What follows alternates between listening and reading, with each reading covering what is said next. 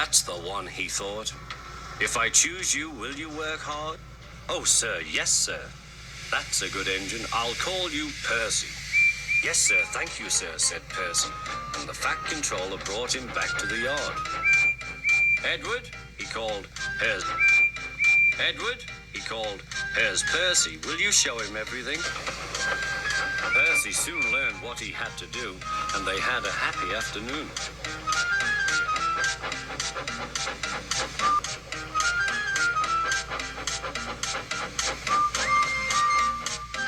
And Henry came by, hissing as usual. Shee! Went Percy.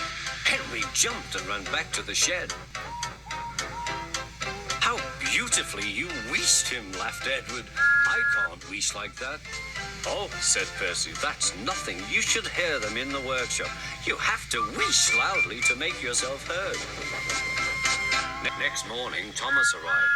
The Fat Controller sent for me. I expect he wants help, he said to Edward. Shh, here he comes, replied Edward. Well done, Thomas. You've been quick. Listen, Henry, Gordon, and James are sulking. They say they won't shunt like common tank engines, so I have shut them up and I want you both to run the line for a while. Common tank engines indeed, snorted Thomas. We'll show them. And Percy will help too. Oh, sir, yes, sir, please, sir, answered Percy. Edward and Thomas worked the main line, greeting each other as they passed by. Percy puffed along the branch line. Thomas was anxious about Annie and Clarabelle, but both driver and guard promised to take care of them.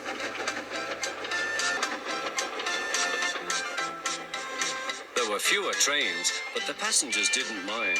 They knew the three other engines were having a lesson. Gordon, James, and Henry were cold, lonely, and miserable. They wished now they hadn't been so silly.